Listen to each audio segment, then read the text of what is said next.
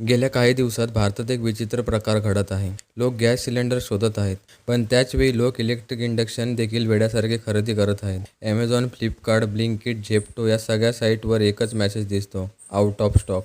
प्रश्न असा आहे, गॅसची समस्या आहे ठीक आहे, पण इंडक्शन कुकटॉप अचानक इतके का विकले गेले? आणि खरंच ॲमेझॉन, फ्लिपकार्टवर इतके सेल का झाले? भारत जगातील सर्वात मोठ्या LPG वापरणाऱ्या देशांपैकी एक आहे.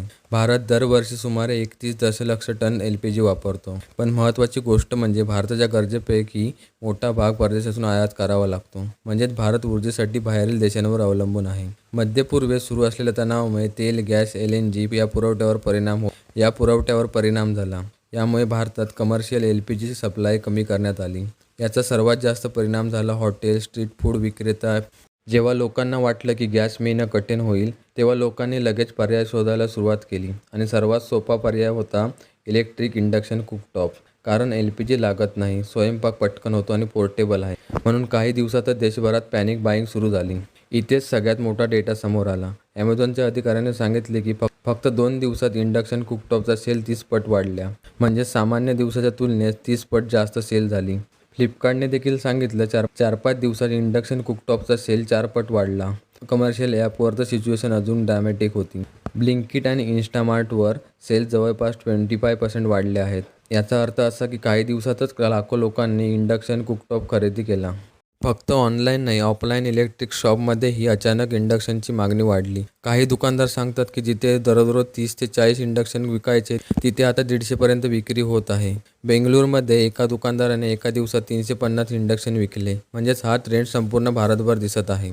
इंडक्शन आउट ऑफ स्टॉक होण्याचे 5 मुख्य कारणे आहेत. लोकांनी प्रिकॉशन म्हणून इंडक्शन खरेदी केली. कमर्शियल LPG कमी झाल्यामुळे हॉटेल्सने इंडक्शन वापरायला सुरुवात केली. ब्लिंकिट, झेप्टो, इन्स्टामार्टवर डिमांड अचानक वाढली. इलेक्ट्रिकल इंडक्शनचे काही electronic part China, Malaysia, Vietnam या देशांतून येतात. म्हणून अचानक डिमांड वाढल्यावर स्टॉक लगेच संपला. व्हॉट्सअप आणि सोशल मीडियावर गॅस संपणारच्या अफवा पसरल्या. यामुळे पॅनिक बाईंग अजून वाढली. या संकटामुळे काही कंपन्यांच्या सेल्समध्ये अचानक वाढ झाली आहे. उदाहरणार्थ TTK प्रेस्टिज, बजाज इलेक्ट्रिकल, हॅव्हल्स या कंपन्यांच्या इंडक्शन विक्रीमध्ये अचानक वाढ झाली आणि त्यांच्या स्टॉक प्राईजमध्येही वाढ दिसत आहे. भारत सरकारने लोकांना स्पष्ट सांगितलं आहे की घाबरून खरेदी करू नका, कारण घरगुती LPG पुरवठा अजूनही सुरू आहे. सरकारने घरगुती ग्राहकांना प्राधान्य दिलं आहे. कमर्शियल वापरावर नियंत्रण ठेवलं आहे. सप्लाय मॉनिटरिंग हे उपाय सुरू केले आहेत. सरकारच्या मते सध्या पूर्ण LPG संकट नाही, पण अफवांवर पॅनिक बाईंग होत आहे. म्हणजेच या संपूर्ण परिस्थितीमागे 3 मोठी कारणे आहेत. मध्य पूर्वेतील तणाव, LPG पुरवठ्याबद्दल भीती, पॅनिक बाईंग.